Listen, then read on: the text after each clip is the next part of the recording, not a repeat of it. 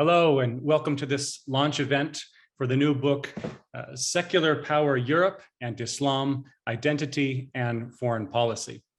Thank you so much for joining us today for a conversation with the book's author, Sarah Wolf, and with our respondent, Jocelyn Cesari. My name is Judd Birdsall, and I serve as a senior research fellow at the Berkeley Center for Religion, Peace, and World Affairs at Georgetown University. And at the Berkeley Center, I lead the project of the Transatlantic Policy Network on Religion and Diplomacy, the TPNRD. The TPNRD is a forum of diplomats from North America and Europe who collaborate on issues related to faith and foreign policy. And among the many contributions that this new book makes, it has the most extensive scholarly treatment yet of the TPNRD. So that made it especially interesting and enjoyable for me to read the book, and it situates the work of our network within this broader conversation around European secularism and the challenges posed by religion in general and Islam in particular. A brief word about the format of today's event, and then I will introduce our speakers. We'll begin with Sarah giving a broad overview of the book. Then I'll ask her a few follow-up questions. Then Jocelyn will offer a response. Sarah may want to respond to that response, and then we'll use the remainder of our hour together for Q&A. You can type your question at any time, and it's advantageous to type it before the formal Q&A actually begins so that you're one of the first in line. Just click the Q&A button at the bottom of your Zoom screen and type your question in the window that pops up. Please do be as succinct as you can be in phrasing your question, and feel free to give us your country and your institutional affiliation if you would like to do so. This event is being recorded, and the recording will be posted on our website within a few days. You'll receive an email with a link to that video once it's posted. Well, it's a pleasure to introduce today's speakers. Sarah Wolf is a reader in European politics and international relations at Queen Mary University in London, where she's also the director of the Center for European Research. Before joining academia, Dr. Wolf worked at the European Commission and at the European Parliament. Jocelyn Cesari holds the chair of religion and politics and is director of research at the Edward Cadbury Center for the Public Understanding of Religion at the University of Birmingham in England. She's also a visiting professor of religion, violence, and peace building at Harvard Divinity School. And finally, she's a senior fellow at the Berkeley Center and an associate professor at Georgetown. Well, a very warm welcome to our speakers and to all of us who are joining us virtually in this Zoom audience. Sarah, let's begin with you. Could you give us an overview of the book and its key themes? Sure. Thank you very much, Judd, for this introduction, and it's a pleasure to be here today. It's the first time that I present the findings of the book publicly, and I'm really looking forward to the discussion with you. I wanted also to say that this whole, let's say, journey towards writing this book was made possible by a Fulbright Schuman grant and a Leverhulme grant as well. And it actually all started in Washington, D.C., where I realized that religion was actually quite prominent in foreign policy, and that was under Obama. I have prepared a short introduction to the book, and I'm going to share my screen. The title of the book is about secular power, Europe and Islam, and the main idea behind secular power Europe, we can talk a little bit about it later, is to play around this famous concept that has driven EU foreign policy theory and praxis, which is normative power Europe. The assumption is that the EU shapes conceptions of the normal in its foreign policy, in international relations. And in this book, I suggest that actually we should look a little bit at secularism and how the EU as one of these norms that shapes EU's international identity, and that is strategically mobilized by different EU actors in its external relations, especially when it engages with the religious, namely faith-based actors or religious actors. I do argue as well that secularism, we will talk about it, is a moving is a dynamic concept which means different things to different people in the European community. But the main argument is that in its engagement with the religious, it helps, the EU is actually helping also to fix its own identity as an international actor. And I take the case of Islam to illustrate that. Now, just to give you a general context of where this book comes from and what is the broader research agenda is that I've been working for many, many years in the region. I was working a lot and investigating migration, border management, and it came I realized quite soon that there was really a Eurocentric bias towards of course, the region, and also that there was a need to self-reflect upon EU foreign policy. And I started to engage with the literature that is maybe known to some of you, called the decentering literature, which starts actually from by engaging with authors such as Chakrabarty, for instance, on provincializing Europe, saying that, and therefore helping me to frame this debate about secularism and the religious by looking at the Eurocentric understanding of the religious within EU/European secularism. We can come back on that. So this decentering agenda has been quite important in this endeavor, in this book. Authors such as Fischer Onar or Nicolaides or Stefan Kukele have, of course, developed more extensively this research agenda, and they argue that it's about questioning the deep-rooted Eurocentric narratives, but it's also about engaging with the perspective of others, and finally to reconstruct the external praxis on the basis of mutuality and local empowerment. Now, in this book, I'm not doing all of these different steps, but for me, it's really one contribution in that direction, and I hope that we can discuss future research on how precisely to work on this reconstructing dimension, which I think also has a legitimacy perspective when it comes to EU foreign policy. The idea also, by looking at secularism and religion, is also not to replace Eurocentrism by other centricism. And this is just to summarize, if you want, the general background. In the book, I look at the role of religion and secularism, and being with my Fulbright Schuman grant in Washington, I realized that actually it was almost not researched in the field of European foreign policy. It had been looked at, the role of the religious and secularism, mostly from a comparative European perspective. So how Germany or France is dealing with these concepts, and mostly the idea was indeed there is a normative power Europe, it's a force for good, and EU secular values are universal. But what exactly do secularism and religion play as a role when it comes to diplomats in their practice, or in policies, or CFSP, so Common Foreign and Security Policy Guidelines, which characterize EU foreign policy. And therefore, I started to look at this concept, and I want to insist also on the fact that in the definition of secularism, again, I see it within the European context as being also quite politicized, with dynamics of contestation and negotiations. Some associate secularism with freedom, while others see it as part of a Judeo-Christian identity. And we need also to take into account the field work of this research, because I did some research in Tunisia and in Morocco mostly. And there is also another understanding of secularism there that is maybe more associated to post-colonial legacies.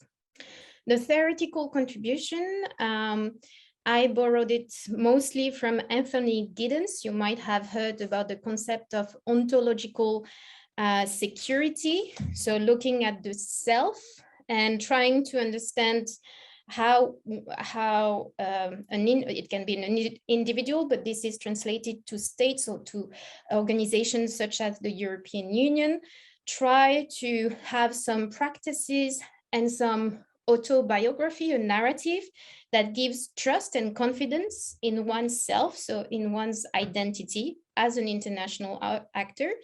And through certain practices, routines, participating to TPR&D, for instance, there is a sense of order and continuity when it comes to understanding EU foreign policy. So I try to engage with this more psychological understanding of EU foreign policy. The EU has a self-identity and needs to write a biography to provide continuity.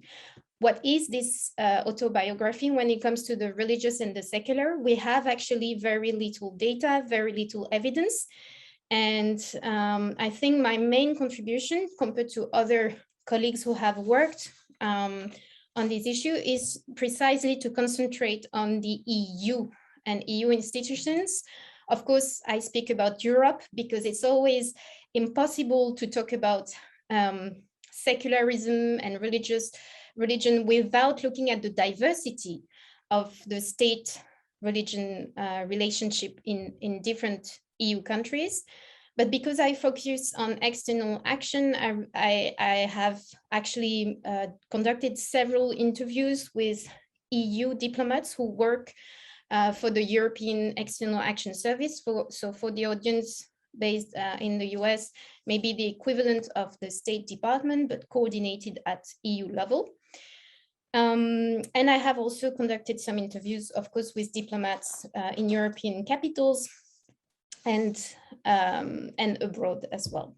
It's quite interesting, we will come back to it, the extent to which actually there has been some transatlantic influence between, to help to develop EU religious engagement, and for instance, to develop some trainings for EU diplomats that try to bring a certain, as some of my interviewees have put it, religious literacy for diplomats, which I found often are not so comfortable to speak about the religious when it comes to EU external action. Just to illustrate very briefly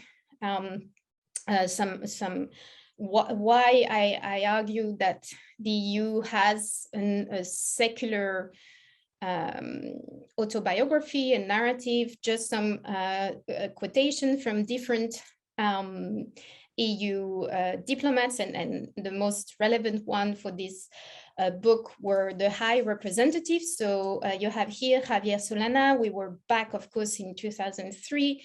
But he says precisely to try to define the identity of the EU versus the US, he says, and I'm quoting, it is a kind of binary model between the EU and the US. It is all or nothing. For us Europeans, it is difficult to deal with because we are secular. And here we are, of course, in the context of post 9/11 developments. And we do not see the world in such black and white terms.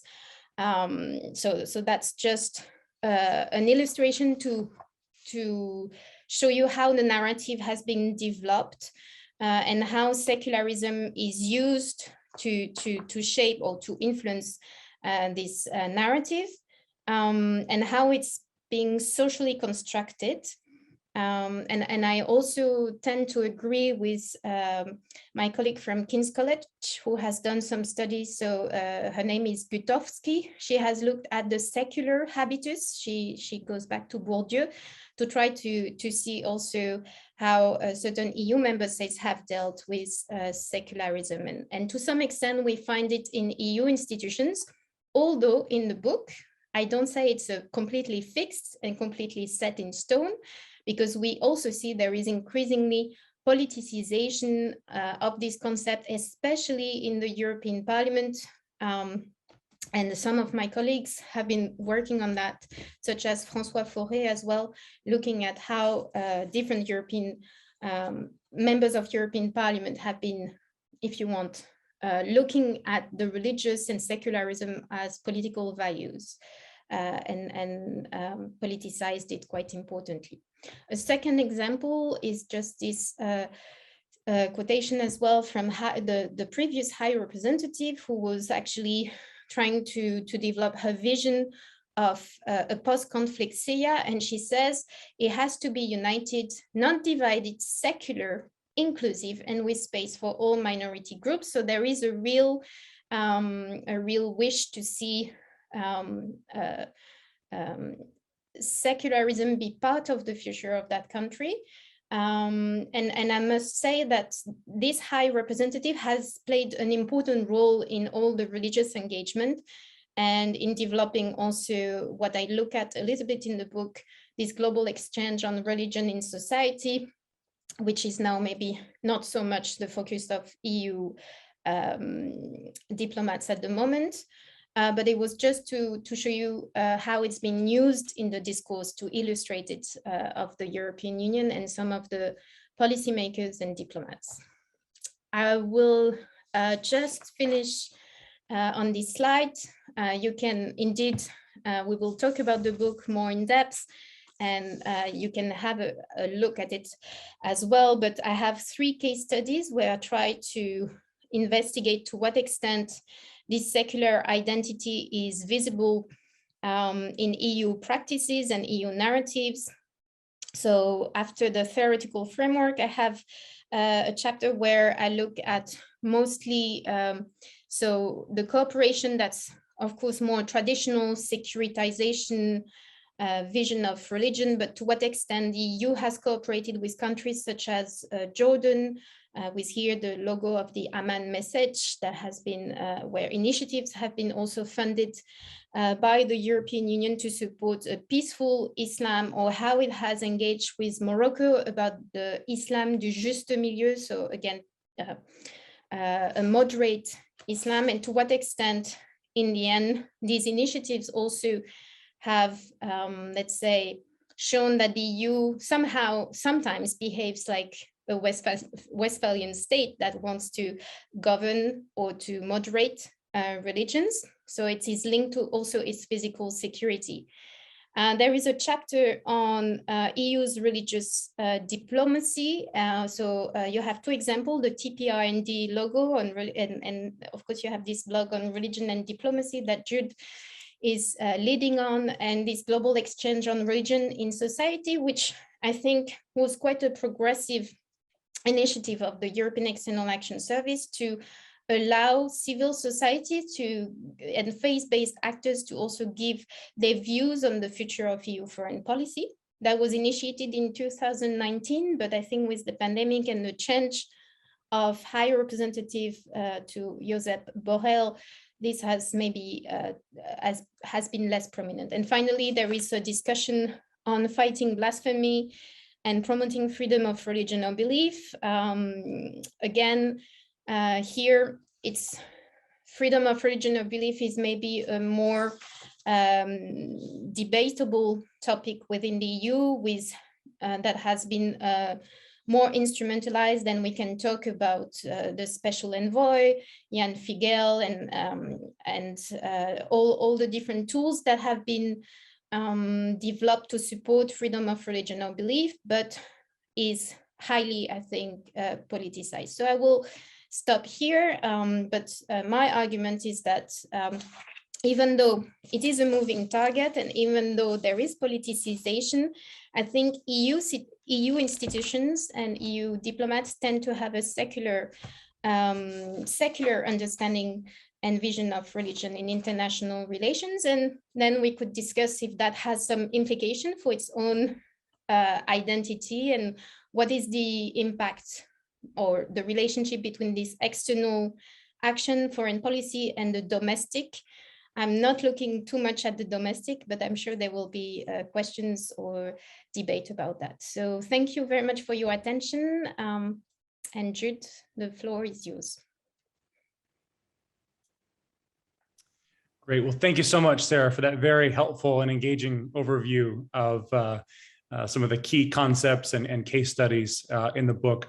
I just have a couple of questions to sort of get our conversation going. Then I want to bring in Jocelyn, and then we'll open it up to the audience. Again, to the audience, you can type your question at any time using the Q&A button at the bottom of your screen. Sarah, just to step back for a moment, I'm curious to get your thoughts on how we got here in terms of all of this diplomatic attention to religion around the world and Europe at the EU level, as well as member state foreign policies. In recent decades, many observers have talked about a global resurgence of religion. In your book, you challenge that idea a bit, and you talk more about a transformation. So I'm curious, well, what's your take on this religious resurgence, and what in your mind has been transformed in recent decades? Yeah, so I would indeed argue that we may have overestimated this resurgence of the religious, and there has been, really famous experts who have talked about it, that the religious has always been there, but it's I think it's mostly a transformation in the sense that I think the religious has been willing to gain a voice. And I think, for instance, Jeffrey Haynes has worked a lot on that, and how they have been able to use these global venues as well to kind of voice their concerns, to sometimes build also coalitions we see across different religious groups at the global level to push for certain claims globally. And I think overall, it's also the way we look at international relations. Again, the importance of narratives, I think, and this idea that we have also world religions. I think we tend, and diplomats tend also to label religions as a one unitary block, kind of monolithic, overlooking their diversity, and I think possibly always thinking about this in a Westphalian way. We have trouble to move away from that, of the states versus the religious, and therefore to see Islam as one block or to see Buddhism as one block. But of course, you all working on these issues at your center, and you know that it's more complex than that. So it's, and I think it's also possibly a transformation. I'm not sure if diplomats are fully aware of that, but it's, I think, having more exchange in the TPRND, in different venues between academics, experts, and diplomats also help to understand new data about the religious. We know that in 2050, the world will be, except for maybe Europe, the rest of the world will be more religious, and therefore the EU will not be the norm anymore, but it will be the exception. And I think it's about understanding also how faith is becoming more individual as well. So these are dynamics that I think overall could be understood as a transformation. And I would just add, because I talked about decentering, but I think it's also interesting to link up to the work of Amitya Acharya, who also say that we are in a world of multiple modernities, and it's also understanding that, yes, in the end, we thought secularization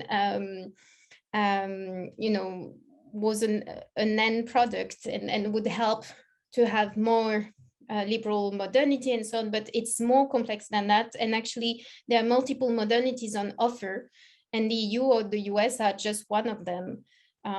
So I hope this is a satisfactory answer. Yeah, thank you. So a question going from how we got here to where we're going. In the book, you use Angela Ullman's policy report, where she talks about 3 different types of diplomatic approaches to religion. She talks about people who are narrowly secular and quite suspicious of engaging religion, those who engage it pragmatically, sort of if they have to, and those who she terms as religiously literate, people who are keen to be engaging religious ideas and religious communities as part of statecraft. I'm curious, based on your research, where do you see things going? Do you see a general trend towards greater religious literacy and an eagerness to engage religion and international politics, or do you see some backlash against that, more towards reaffirming a harder secular identity? Yeah, so I think it's under, as always in the European Union, it's under debate, and I would say I've seen all kind of profiles amongst my interviewees. Maybe next research is actually to do more, to gather some data about their belief and where they would see themselves. But I think my overall understanding, at least in the European External Action Service, as I would say most diplomats, I have met diplomats, that are not comfortable with the religious and have clearly told me, I have not been trained for that. So they come from national capitals and they didn't got the training. And I would say that's maybe from a certain generation. I would say the younger diplomats now, with the multiplicity of this freedom of religional belief agenda, all the different tools that have appeared not only at EU level, but you know that in national capitals there are also some special representative for freedom of religional belief and so on, are a little bit more aware and trained, I think. In my interviews also, I would say most, because it was about Islam, I would say the most open to these questions would be the ones who had been posted in the region. Definitely, that was a big factor. And then in terms of narrow secular, then we go back to the complexity of the European Union, where of course you have also, and I'm not talking about diplomats there, but politicians, policymakers who then have a more narrow approach, conservative and also politicized approach of secularism. And we can talk about France and laïcité, which can which should be about tolerance, not tolerance, but mutual respect, really, and has become, especially in the, I don't know if you followed the recent developments on political Islam and how there has been an inquiry by the French Minister of Education, the previous one, and so on. You can see signs of narrow secularism. And I would say this is specific to the national political context. Great. No, thank you, Sarah. Well, in the interest of time, and I see that there are many good questions filling up the Q&A, including one about the influence of French laïcité on European conceptions of secularism that I hope we'll get to. But I want to bring in Jocelyn Cesari, who has deep expertise on all things Europe and religion and international affairs. So Jocelyn, over to you. So thank you, Jude. I was saying that I enjoyed the book very much, and it's, to my knowledge, the only one that has taken a systematic approach to this question of religion and the EU as a political entity. And I would just like to pull a few threads from the rich overview that you provide, Sarah.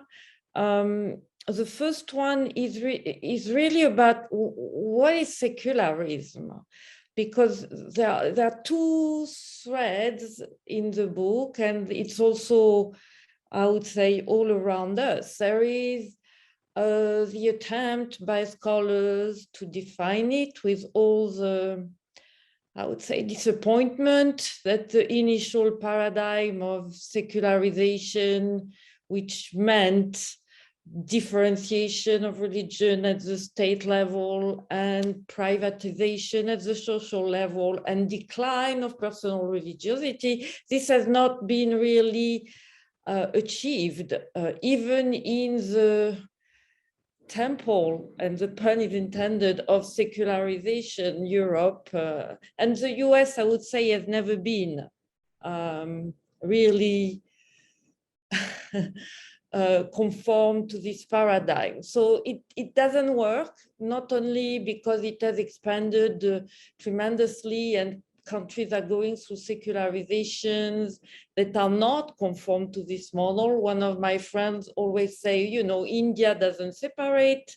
India there is no privatization, no separation, and no decline of personal religiosity. India is secular. So what are we talking about here? So this is the scholarly thread, and there are lots of debates on how to keep or not the term.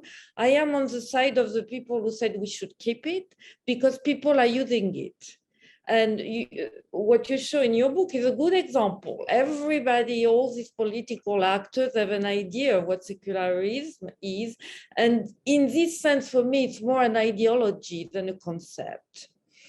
And so what the book does is really to try to show what this ideology is made of.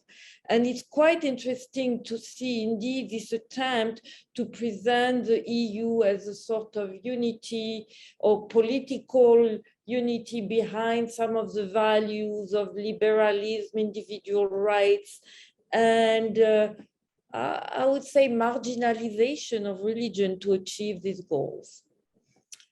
Which is ironical because if you think of the origin of the EU, it was, and you touch on that in the book, the initiative came from the Christian Democrats in Europe, and especially continental Europe. Konrad Adenauer, Schuman, Robert Schuman. So there is here clear ideologization that is neglecting or even canceling the origin, the role of religion in the origin of the EU. And this in itself is really interesting. And that's where, as scholars, we can also look at how and why did this happen. But I'm not going to go there because, because of the interest of time. So that's the first thing here. And this also in contradiction to this continuous ideological presentation of the EU as secular. If you look at most of the countries that belong to the EU, they are far from secular in their ideals themselves. All the surveys show that the states in Europe have become more and more interfering and controlling of religion. So right there, the so-called principle of separation that you call in the book political secularism, although I have lots of objection to that because political is not only at the state level. The so-called separation or differentiation is not there. The level of governmental discrimination by state in Europe has been going on steadily or growing since at least the beginning of the 2000s, and especially after 2001. So right there is another kind of discrepancy that is worth analyzing further. The second element I would like to emphasize, I like very much the approach to the ontological security, but this for me is directly linked to securitization. And you touched on it, but this would be interesting to link it more systematically, because what you're showing is really the interest for religion come out of the change of the international environment with the rise of radical Islam. And that goes with what also you show pretty nicely, that the focus on this religion and foreign policy in the EU is very much drawn or caused by Islam, which I'm not sure is the case in the US. The religious freedom agenda in the US has very little to do with Islam as or radical Islamism. So these are interesting differences that come up here and there. But again, you're talking about further agenda. These would be interesting to compare more in depth. So for me, the ontological security is really linked also to the need for securitization. That is not only about securing the bodies of people. It's not only about material or physical security. It's also reaffirming the strength, the value of the norms and ideal of what is the West. And that's interesting because that's exactly what the right-wing movements are saying, And so here again, you see a discrepancy because the right-wing populist movements in Europe are now positing themselves as Christian against Islam. But as you say, it also, they are secular Christians. So here, you see how actually these people are not coming out of another thread. They are still in this ontological security, but they are reviving the belonging to Christianity in a civilizational opposition to Islam without really being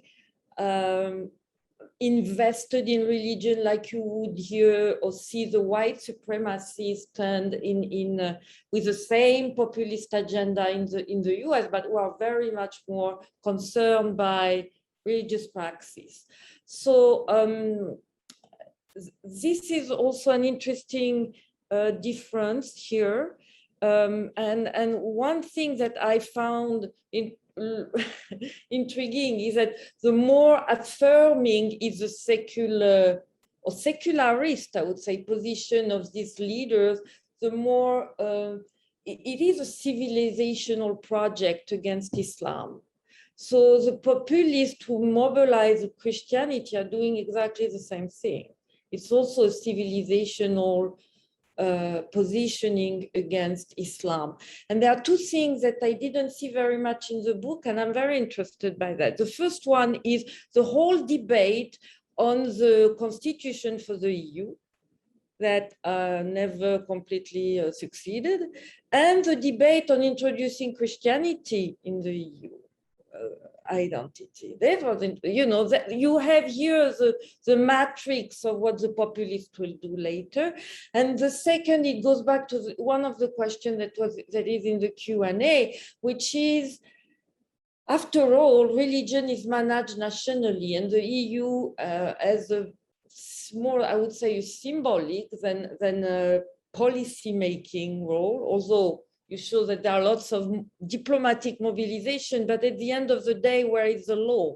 And this brings me to the role of the European Court of Human Rights that has been ruling on this question of secularism.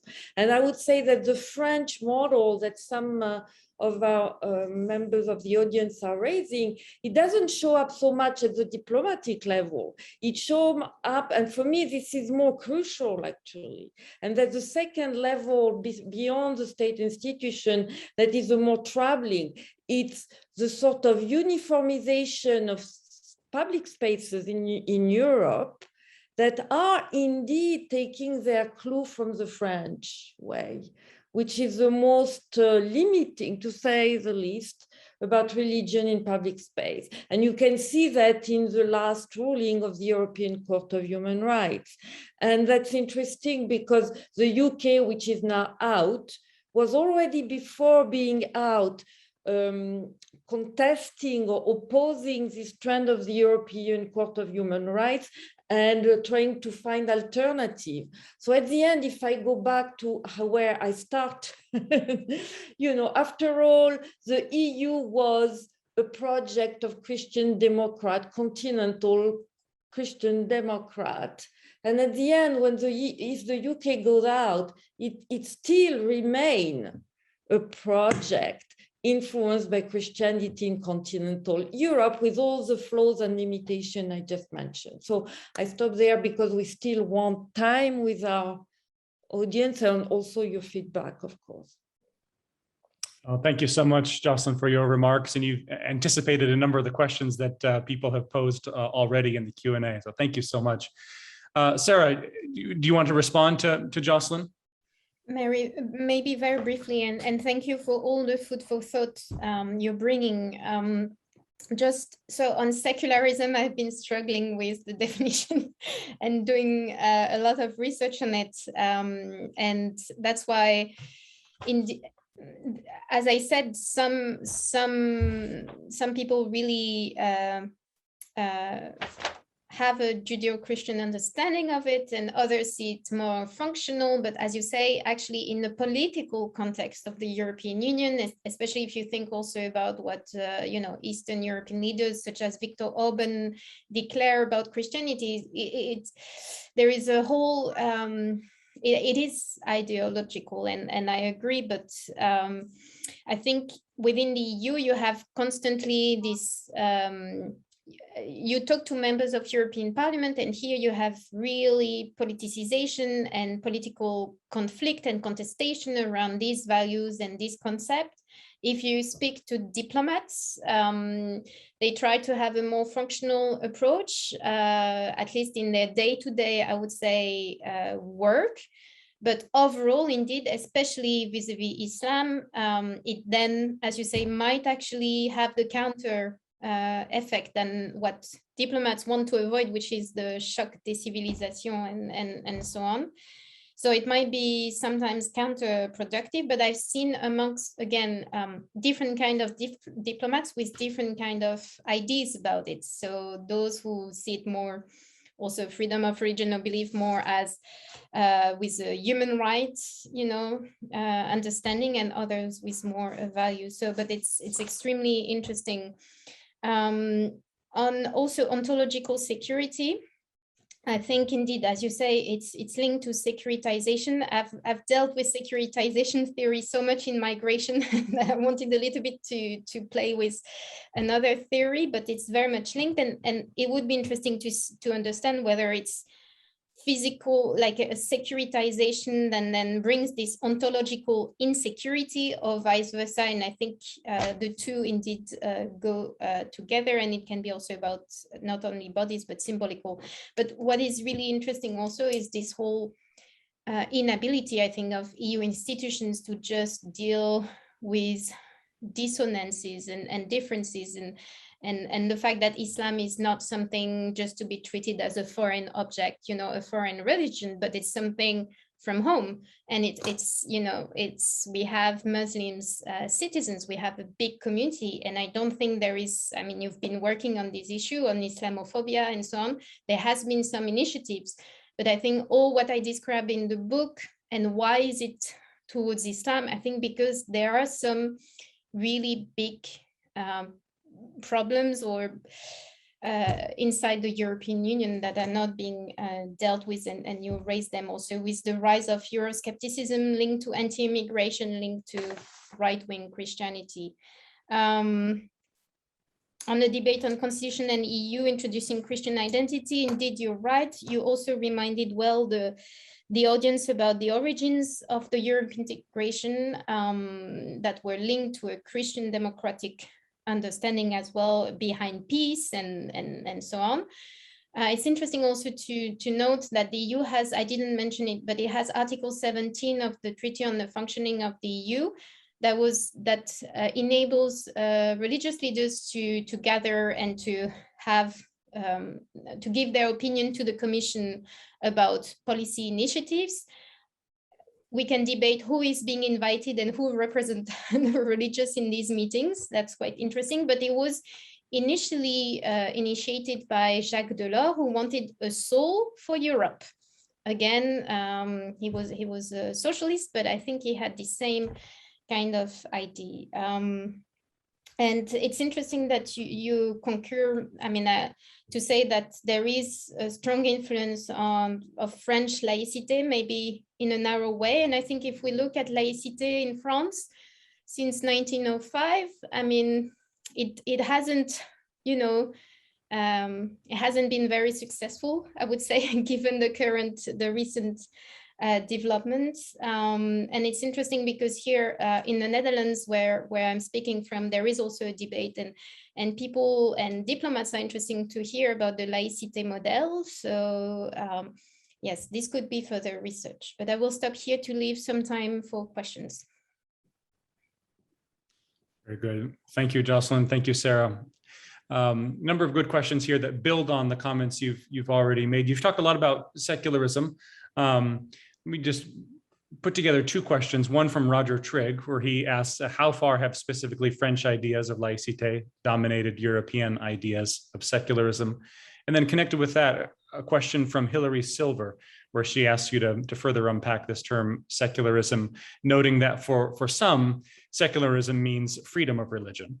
And I would add, in the book, you also have a section where you talk about secularism framed by some as a Christian value, as a Christian contribution to political life. So your thoughts on French influence, as well as secularism as Christian or as freedom of religion.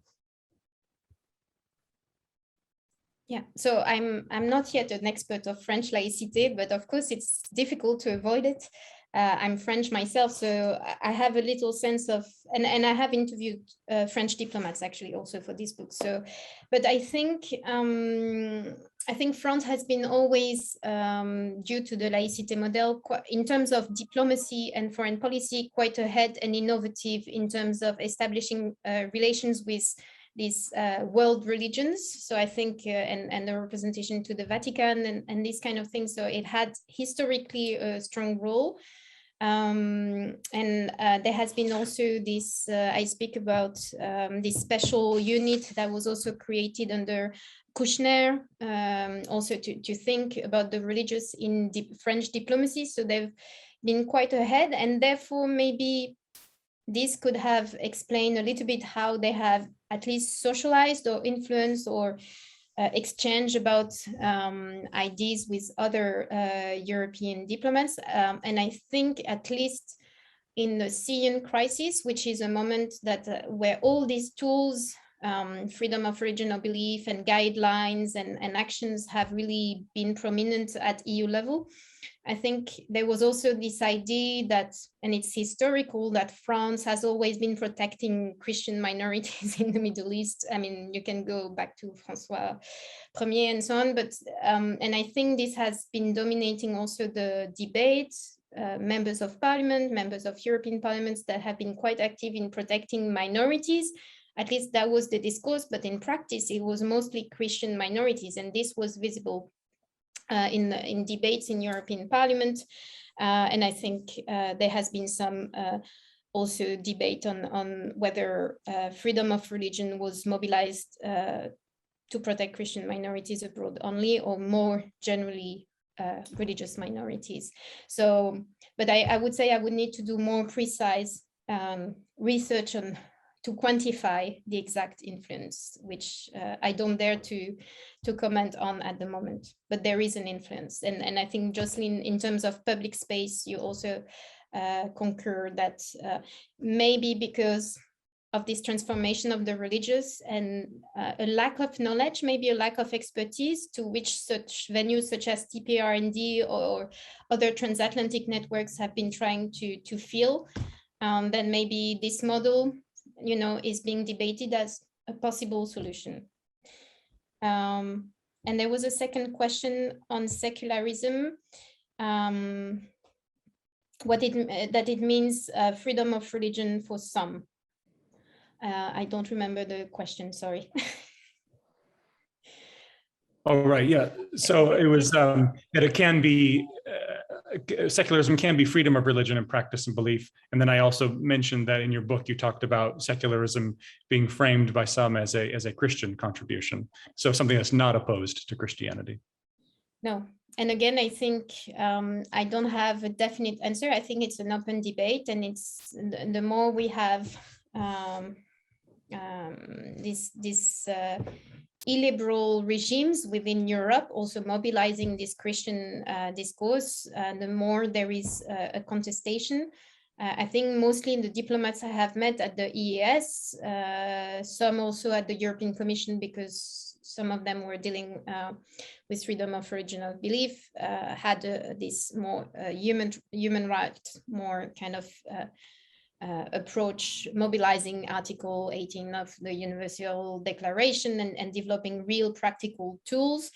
But overall, unfortunately, the political context makes it, and I think the Syrian crisis just demonstrated it, that it was mobilized to support again, certain minorities who actually do not want to be necessarily supported and are not being asked in the region if they want to have support. They'd rather be seen. I'm thinking about the Coptic minority in Egypt, that they'd rather be seen actually as citizens of Egypt than a minority. But yeah.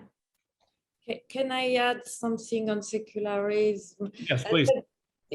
So the ideology is indeed separation, privatization, and people less and less religious. If we look at the sociological approach, there are 3 levels, and people are not talking always of the same level. You have what is the relationship between state and religious organization, and that's what political scientists look at it most of the time. There is the societal level. What is the status of religion in society? That's where does the line between private and public, where is it drawn? And here you have lots of differences across countries. France being the one on the most extreme with the ideal to put religion mostly in the private space. I remember discussion with some of my secular colleagues at the time in France, talking to young women wearing the hijab and telling them, we have no problem with you wearing the hijab as long as you wear it at home and in the mosque. Not understanding that wearing the hijab means that it's for outside. That's the extreme. And I would say not all European countries are on that extreme, but the European Court of Human Rights is going this way, and there have been a lot of campaigns from French rulers and administrators to go this way. And the 3rd level is indeed the decline of personal religiosity. And we have the ideologies to put them all together, while we know that no country has the same cycle or even level of differentiation, privatization, or individualization of religion. And that's where we can do work. And not just also to look only at the institution is misguiding, because lots of the things that happen at state level are also influenced by social changes and vice versa. So that's a lot of things right there. I don't know if Hilary will be happy with our responses, but there is no one size fits all. And if you look at it this way, all countries, indeed, from Egypt to Morocco to India, are facing a lot of issues. And this puts us out of the ideological frame of universal secularism. Yeah. Thanks, Jocelyn. Sarah, I wanted to pose two questions to you from Thafar Maita. In your presentation, you talked just briefly about immigration to Europe, and also Jocelyn mentioned right-wing populist movements in the past few years. So she has 2 questions, and I think very much interrelated. So how do you see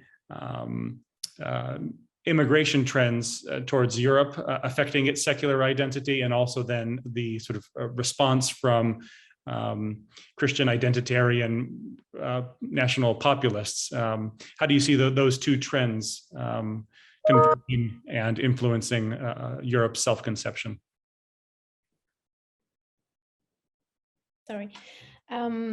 Yes, no, these are excellent points. And I think there has been also work done by Erin Wilson as well, and another Italian colleague on refugees as well. I think the 2015 crisis definitely kind of conflated all these issues together, and the religious with immigration. And I think it was in Eastern Europe, I bet it could have been Hungary that also was looking at, yeah, if I'm not mistaken, Slovakia as well, that had declared that they would, welcome mostly those who were of Christian or would convert to Christianity as well during the crisis. So there was a conflation. It was mobilized and instrumentalized, I think, by this type of populist leaders.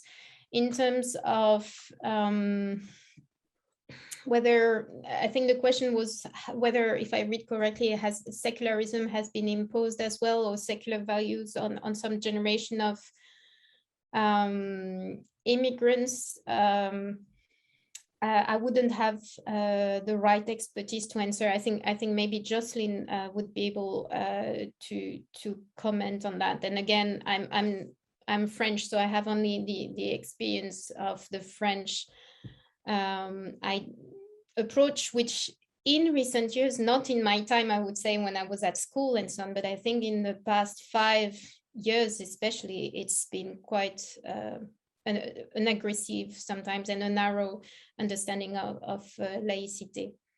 But maybe Jocelyn, if you want to respond on immigration, I know you have also worked on that. I mean, again, the integration at several levels, the socio-economic, the political, and I think in the last decade or even more, European countries have tended to focus on cultural integration that they associate with religious integration. And it means, again, if you look at the different levels, it means for the states interfering more than ever into the management of a particular religion, and in this case Islam, which is breaking all the rule of secular culture or principle. When the French state create a representative body of Islam, where is secular? I mean, secular is, but it's not secularity. So that's the problem here. And interestingly, most of the immigrants group have gone with that. I have not heard any Muslim leaders protesting that the French were taking such an initiative. And not only the French, the Belgians, the German, even in the state of what's called the patron culture, they have created connection where they try to control, regulate what are the Islamic voices here. So that's, in my view, problematic. That's why the Americans don't understand. I mean, who would in America look for a grand mufti, you know, like most of Europeans are doing now? So that's the first level here. And interestingly, that's why Muslims are very integrated. They do not contest that level. The second level is the level, I mean, I'm talking about the Islamic leadership. The lay Muslim are contesting that, but unfortunately their voice is not always present in the debate. The second level is, where do you draw the line, private and public? And this is where all over Europe you have issues. You mentioned blasphemy, you mentioned the dress code. You have everywhere a resistance against the visibility of Islamic sign. And for me, it's because the Europeans have gone at this level of society through a great privatization of religion than any other parts of the world, and that's where Europeans are exceptional, not American. Americans are very much in the same bag that other countries where there is a much more flexible understanding of what is private and what is public for religion. And that's the issue here. And what is framed here in terms of lack of integration of Muslims is actually a tension around this issue of the status of all religion in public space. And that's the problem. That's why, for me, we have to disconnect the question of status of Islam in public space with the question of integration of immigration, because I can tell you that across all religious groups today, people are not happy with the way that the French, for example, have gone so far on the privatization side. Think of the Sikh, you know, after the 2004 law, they came out saying, did you think about us? We are wearing some kind of religious sign. And the response was, oh yeah, the law was intended for the hijab, but the law is the law. So that's the kind of thing that you cannot consider a way of integrating immigrants. It's a way to discipline religion, which is different. That's a different story altogether. Well, thank you, Jocelyn. We're just about out of time. We have about 1 minute left. Sarah, I want to give you the final word, perhaps. in response to a question, very pointed one and knowledgeable one from Rachel Forster, where she asked, what impact do you think the lack of faith literacy, secularism as an ideology, and the instrumentalization of freedom of religion or belief have on the EU's ability to meaningfully engage with religious actors in its foreign policy? Where can we go from here? So a number of things that you talk about in the book, a number of obstacles confronting the EU's ability to engage religious actors. So perhaps by way of answering that question, some final thoughts from you. Just having done this research, indeed, I think some diplomats are quite aware that there is a lack of knowledge, a lack of expertise, and I think this explains also the lack of comfort to deal with the religious. So I guess this is something that could be developed further in order to, you know, socialize at least and make sure, for instance, that these trainings that EES is giving become mandatory, I think, and that there is a chance to speak with experts. And on the other hand, I would say it's really moving away, but you know, from the traditional idea, I think that the religious is necessarily something also backwards that bring us back to before Westphalia and so on. And there is also a lot of richness that I think we know that diplomats, I know in Switzerland, for instance, they work a lot with religious leaders on mediating conflict and for peace. So these, I guess, are ways to work together and to really improve this literacy, which doesn't mean that you need to embrace a religion when you do that, but you just learn about it and about the complexity and the nuances. And I think it gives you an edge as well as a diplomat when you have to meet these religious leaders. And therefore, going back to my point of decentering, to show that you really engage and you're able to reconstruct your praxis with people you meet on the ground. So, but of course we can, I mean, some diplomats are really, and I know Jude, your center and all the religious and diplomacy work you're doing, I'm pretty sure you're all thinking also about what to do to better equip diplomats with the religious. And I think personally, and you can update me, that the global exchange on religion in society was really, or is really, I don't know what is the status at the moment, but really encouraging to also give a say to civil society on what they think. And I just would like to thank you for organizing the event. Thank you. Well, thank you, Sarah, for engaging with us today. Congratulations on the publication of this book. Jocelyn and I have read it and enjoyed it immensely, and I would encourage everyone to get a copy of it. You'll see a link to where you can purchase the book. Place that in the event Zoom chat window. Well, thank you, Sarah. Thank you, Jocelyn. Thank you to our audience for joining with us and engaging with us. Thanks also to my colleagues at Georgetown for making this webinar possible. Again, the video will be posted in just a few days, and we look forward to seeing you again soon.